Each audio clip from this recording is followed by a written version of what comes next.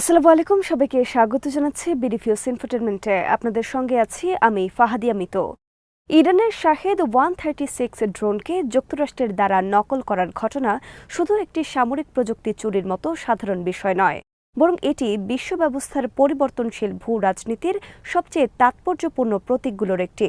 আধুনিক সামরিক শক্তির ইতিহাসে খুব কম ঘটনা আছে যেখানে একটি নিষেধাজ্ঞা কবলিত অর্থনৈতিকভাবে চাপে থাকা দেশ এমন একটি প্রযুক্তি উদ্ভাবন করেছে যা বিশ্বের সবচেয়ে উন্নত সামরিক শক্তিকেও অনুকরণ করতে বাধ্য করেছে।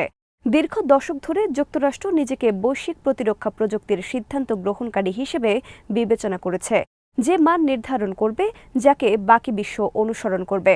কিন্তু শাহেদ 136 ওই মানদণ্ডকে উল্টে দিয়েছে। যুক্তরাষ্ট্র এখন অনুকরণের অবস্থানে, আর ইরান হয়ে উঠেছে উদ্ভাবক। এই পরিবর্তন শুধু সামরিক নয়, ক্ষমতার কাঠামো ভাঙার নির্দেশনা দিচ্ছে। ইরানের সামরিক প্রযুক্তির বিস্ময়কর উত্থানের কিছুটা জানাচ্ছেন ওয়াহিদ ফারুকী।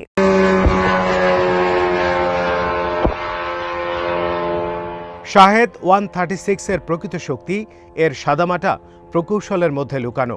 এই ড্রোন এমনভাবে ডিজাইন করা হয়েছে যে এটি একই সঙ্গে সস্তা, সহজে উৎপাদনযোগ্য, কম রাডার শনাক্তযোগ্য এবং যুদ্ধক্ষেত্রে ব্যাপক ব্যবহারের উপযোগী।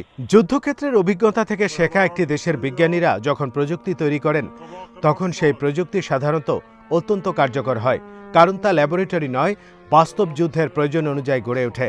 ইরান ঠিক এটাই করছে।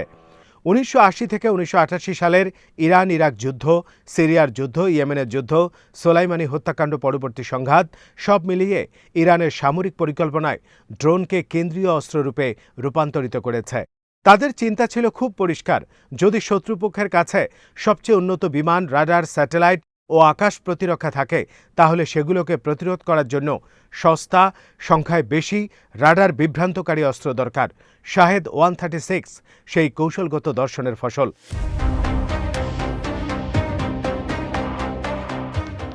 যুক্তরাষ্ট্র দীর্ঘকাল ধরে অত্যন্ত ব্যয়বহুল ড্রোন ব্যবস্থার উপর নির্ভর করেছে। প্রিডেটর, রিপার, গ্লোবাল হক ইত্যাদি প্রতিটি ড্রোনের দাম কয়েক কোটি ডলার। এগুলো নজরদারি ও ক্ষেপণাস্ত্র আক্রমণের জন্য চমৎকার হলেও বহু সংখ্যক আক্রমণ ঢেউ বা সোয়ার্ম কৌশলের বিপরীতে এই ড্রোনগুলো কার্যত অপ্রতুল। শাহেদ 136 মাত্র $10,000 তৈরি করা যায় এবং একই খরচে যুক্তরাষ্ট্র যে একটি রিপার বানায়, ইরান প্রায় 300-400 শাহেদ 136 তৈরি করতে পারে। আধুনিক যুদ্ধ এখন সংখ্যা ও গতিতে প্রভাবিত। যে বেশি ভলিউম তৈরি করতে পারবে সে এগিয়ে যাবে। যুক্তরাষ্ট্র সেটাই দেরিতে বুঝেছে।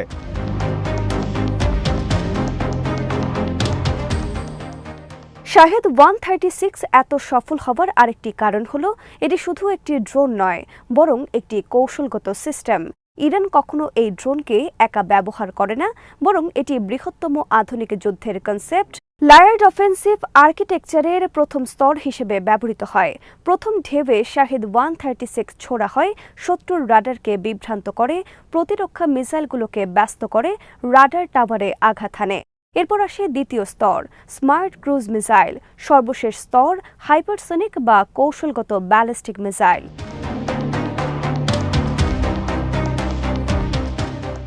এই 3 স্তরের আক্রমণ একসঙ্গে মিললে সবচেয়ে উন্নত প্রতিরক্ষা ব্যবস্থাও পক্ষাঘাতগ্রস্ত হয়ে পড়ে।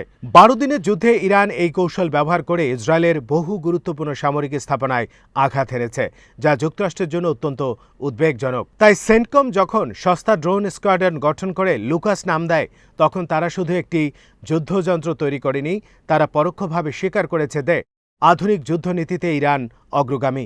স্করপিয়ন স্ট্রাইক টাস্কফোর্সের পুরো ধারণাই ইরানি কামিকাজে ড্রোনের ধারণা থেকে পাওয়া যায়। যুক্তরাষ্ট্র চেষ্টা করছে শাহেদ 136 এর সমস্যাগুলো দূর করে নতুন কিছু যোগ করতে, কিন্তু মূল ধারণাটি অপরিবর্তিত এবং সস্তায় সর্বোচ্চ ধ্বংস ক্ষমতা সম্পন্ন।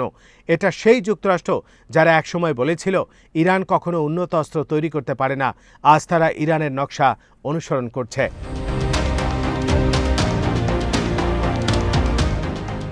বিশ্ব ব্যবস্থায় এই ঘটনা একটি গুরুত্বপূর্ণ সাংস্কৃতিক ও মানসিক পরিবর্তনের সূচক। পশ্চিমা শক্তি দীর্ঘদিন ধরে তাদের প্রযুক্তিকে শ্রেষ্ঠ এবং বৈশ্বিক দক্ষিণের প্রযুক্তিকে গৌণ হিসেবে বিবেচনা করেছে, কিন্তু শাহেদ 136 প্রমাণ করেছে যুদ্ধক্ষেত্রে কার্যকারিতাই আসল। রাশিয়ার ইউক্রেন যুদ্ধে এই ড্রোন ব্যবহারের পর পশ্চিমা সামরিক বিশ্লেষকরা বিস্মিত হয়েছেন কেন একটি $20,000 ড্রোন একটি $3 মিলিয়ন প্রতিরক্ষা ব্যবস্থাকে ফাঁকি দিতে পারল।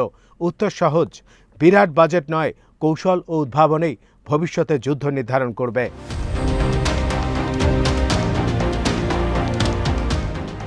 এখন যে দেশে এই ড্রোন নকল হচ্ছে তারা একসময় ইরানের ওপর প্রযুক্তিগত অবরোধ চাপিয়ে রেখেছিল। আইরনি হলো এই নিষেধাজ্ঞাই ইরানকে নিজেদের প্রযুক্তি তৈরি করতে বাধ্য করে। বিদেশের যন্ত্রাংশ না পেয়ে তারা নিজেদের ভেতরে উৎপাদন বাড়ায়, রিভার্স ইঞ্জিনিয়ারিং করে, বিশ্ববিদ্যালয়গুলোকে সামরিক গবেষণায় যুক্ত করে এবং সবচেয়ে বড় কথা, তারা যুদ্ধক্ষেত্র থেকে সরাসরি প্রতিক্রিয়া পায়। যুক্তরাষ্ট্রের ড্রোন পাইলটরা কখনো সরাসরি যুদ্ধক্ষেত্রে থাকেন না, ইরানের ড্রোন অপারেটররা থাকেন। সেই অভিজ্ঞতাই ইরানের ড্রোনকে বাস্তবমুখী ও প্রভাবশালী করেছে।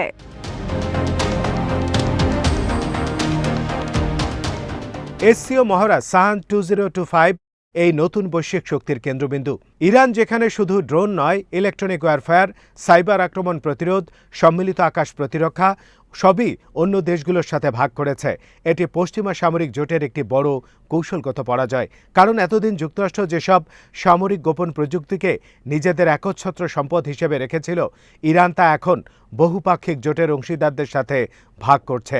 এর ফলে একটি নতুন নিরাপত্তা স্থাপত্য গড়ে উঠেছে, যেখানে রাশিয়া, চীন, ইরান, পাকিস্তান, মধ্য এশিয়ার রাষ্ট্রগুলো একসাথে একটি সমান্তরাল প্রতিরক্ষা জোটের দিকে অগ্রসর হচ্ছে। এই জোট পশ্চিমা আধিপত্যকে চ্যালেঞ্জ করার মতো সম্ভাবনা তৈরি করছে। আর কেন্দ্রবিন্দুতে রয়েছে ইরান, যার উদ্ভাবনমূলক ড্রোন প্রযুক্তি এই ব্লকের শক্তি বৃদ্ধি করছে।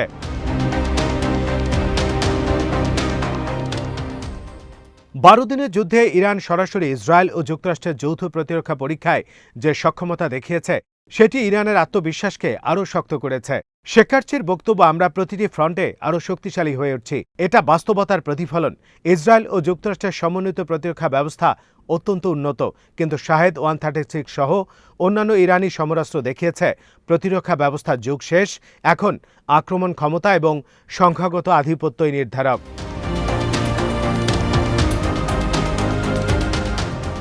বিশ্বের ছোট রাষ্ট্রগুলো এই বাস্তবতা খুব ভালোভাবে বুঝতে পারছে।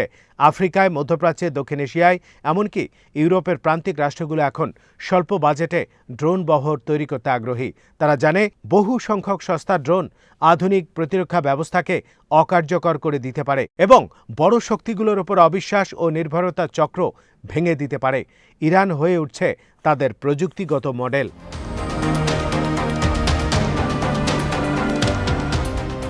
সুতরাং যুক্তরাষ্ট্রের দ্বারা শাহেদ 136 নকলকরণ একটি বৃহৎ পরিবর্তনের প্রতীক। বিশ্ব ব্যবস্থা বহু মেরু কেন্দ্রিক হচ্ছে এবং প্রযুক্তির কেন্দ্র পশ্চিম থেকে সরে এসে এশিয়ার দিকে, বিশেষ করে নিষেধাজ্ঞা ক্লিষ্ট কিন্তু উদ্ভাবনী রাষ্ট্রগুলোর দিকে এগোচ্ছে। শাহেদ 136 এখন শুধু একটি ড্রোন নয়, এটি প্রতিরোধের দর্শন, বিকল্প শক্তির উত্থান, প্রযুক্তিগত ন্যায্যতা এবং বিশ্ব ব্যবস্থার নতুন যুগের প্রতীক। এটি দেখিয়েছে একটি সস্তা ও কার্যকর অস্ত্র সুপার পাওয়ারকে হাঁটু গেড়ে বসাতে পারে। একটি নিষেধাজ্ঞা কবলিত দেশ বিশ্ব প্রযুক্তিতে পথ প্রদর্শক হতে পারে এবং ভবিষ্যতের যুদ্ধনীতির দিক নির্ধারণ করতে পারে। আজ এখানেই শেষ করছি। সমরাষ্ট্র, প্রতিরক্ষা ও কূটনীতির নানা তথ্য জানতে চোখ রাখুন বিডিফিউজ ইনফোটেনমেন্টে। চ্যানেলটি ভালো লাগলে সাবস্ক্রাইব করুন, সংযুক্ত থাকুন আমাদের ফেসবুক পেজে। আল্লাহ হাফেজ।